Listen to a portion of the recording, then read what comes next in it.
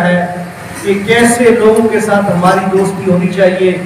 قرآن کریم میں اللہ تعالیٰ نے فرمایا وَاصْبِرْ نَفْسَكَ مَعَ الَّذِينَ يَدْعُونَ رَبَّهُمْ بِالْغَدَاةِ وَالْعَشِيِّ، کہ آپ صبر کے ساتھ اپنے آپ کو ان لوگوں کے ساتھ روکے رکھیے يَدْعُونَ رَبَّهُمْ بِالْغَدَاةِ وَالْعَشِيِّ، جو اپنے رب کو صبح اور شام پکارتے ہیں۔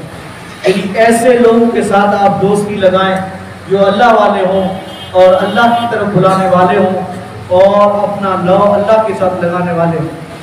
اور اللہ کے رسول صلی اللہ علیہ وسلم نے کا فرمان ہے، آپ نے فرمایا کہ انما مثل الجلیس الصالح والسوء، کہ نیک ہم مجلس اور دوست کی مثال اور برے دوست کی مثال دونوں آپ نے بیان کی۔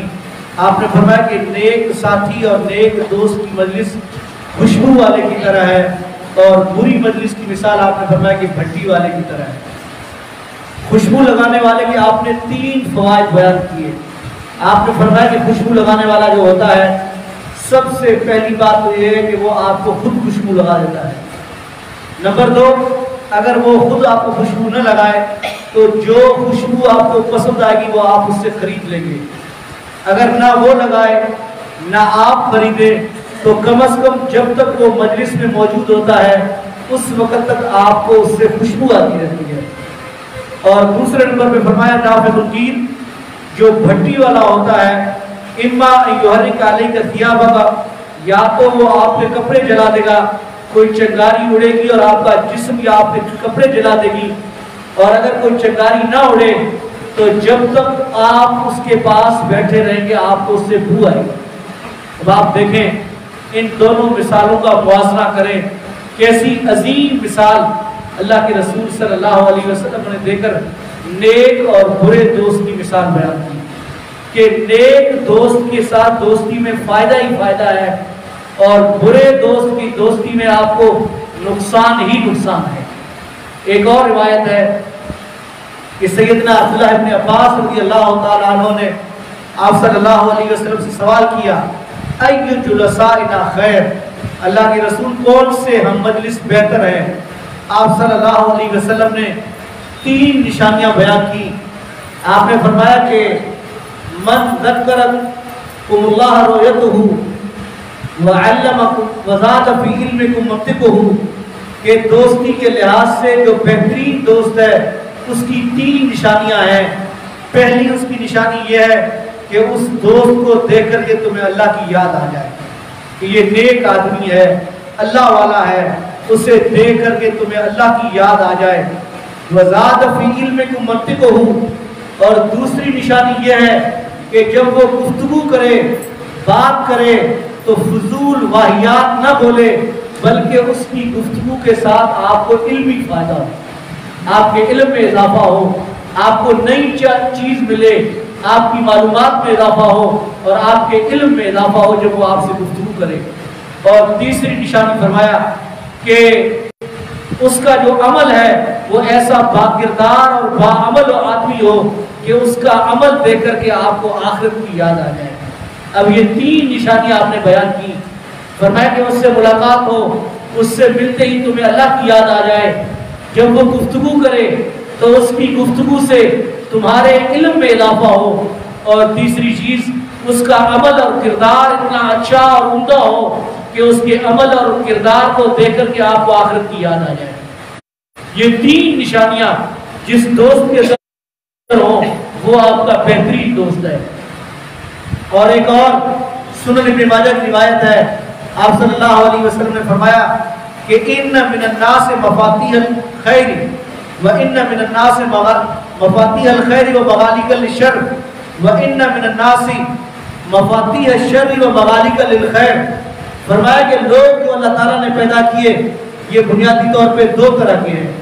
بعض ایسے لوگ ہیں کہ ان کو اللہ تبارک و تعالیٰ نے خیر کی چابیاں اور شر کے لیے تالا بنایا ہے، اور بعض ایسے لوگ ہیں جن کو شر کی چابیاں اور خیر کے لیے تالے بنا دیا آپ نے، کہ جن کو اللہ تعالیٰ نے خیر کی چابیاں بنایا ہے ان سے ہر وقت خیر ڈھونڈتا رہتا ہے۔ ہر وقت جب بھی بات کریں گے دوسرے کی خیر کی، بھلائی کی، بہتری کی، خیر خواہی کی کریں گے، اور وہ شر کے لیے تالوں کا کردار ادا کرتے ہیں۔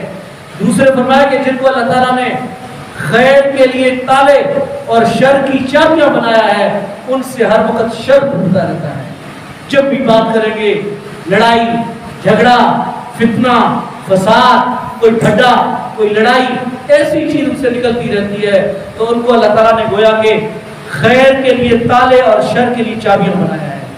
اور فرمایا فَطُوبَىٰ لِمَنْ جَعَلَ اللَّهُ الْخَيْرَ عَلَىٰ يَدَيْهِ، اس بندے کے لیے خوشخبری ہے کہ جس کے ہاتھوں پہ اللہ تعالیٰ نے خیر رکھا، خیر کی سے چابی بنایا، اور اس کے لیے ہلاکت ہے کہ جسے اللہ تعالیٰ نے شر کے لیے چابی اور خیر کے لیے تالا بنایا ہو، ایسے بندے کے لیے ہلاکت اور تباہی ہے۔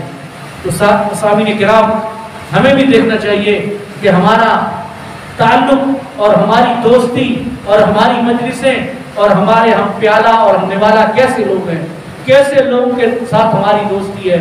نبی صلی اللہ علیہ وسلم کا ایک اور فرمان ہے، سنن نبی داؤد کی روایت آپ نے فرمایا کہ المرء علی دین خلیلہ فلینظر احدکم بمن یخاللہ، کہ ہر آدمی عمومی طور پہ اپنے دوست کے مذہب پہ ہوتا ہے، تو تم میں سے ہر ایک کو دیکھ لینا چاہیے کہ اس کی دوستی کیسے لوگوں کے ساتھ ہے۔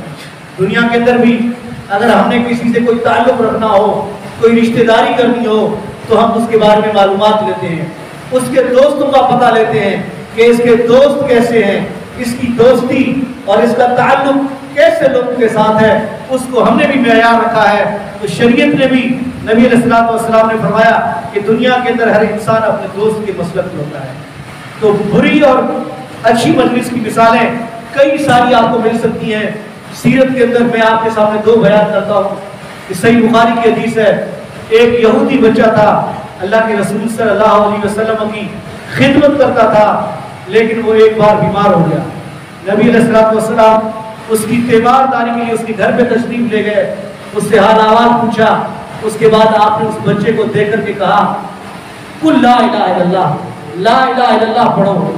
تو بچے نے اپنی نگاہیں پھیر کر اپنے والد یہودی کو دیکھا۔ اس کے والد نے کہہ دیا اتے ابو القاسم، آج تم ابو القاسم کی بات مان جاؤ۔ اس بچے نے کلمہ پڑھا۔ آپ نے فرمایا الحمدللہ الذی انقذہ من النار، کہ تمام تعریفات اس ذات کے لیے کہ جس نے اس بچے کو بھڑکتی آگ سے بچایا۔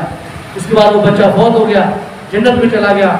اور اسی طرح سے برے دوستوں کی مثال، جب ابو طالب کا آخری ٹائم تھا، اس کے سارے دوست اس کے پاس بیٹھے ہوئے تھے، نبی علیہ السلام آئے۔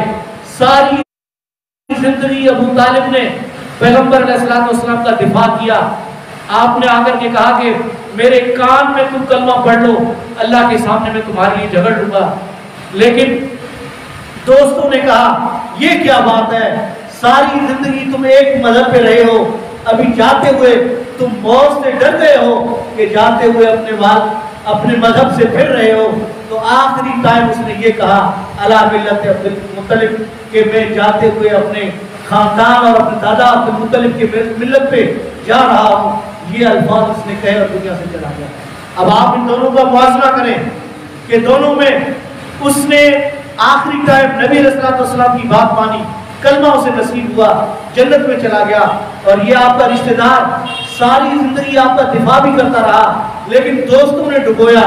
آخری ٹائم میں وہ کہنے لگے یہ کیا بات ہے کہ آخری ٹائم میں تم ڈر گئے ہو کہ جس وجہ سے اپنا اصل مذہب چھوڑنے لگے ہو۔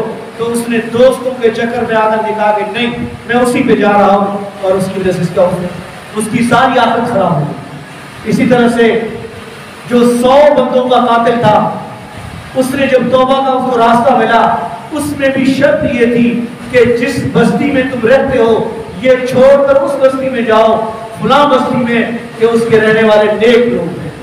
تو عزیز سامعین کرام، ہمیں چاہیے کہ ہمارا تعلق ایسے لوگوں کے ساتھ ہو جو اچھے ہوں، جو نیک لوگ ہوں، اور اپنی اولاد اور اپنے بچوں کی دوستیوں کے اوپر بھی نظر رکھیں۔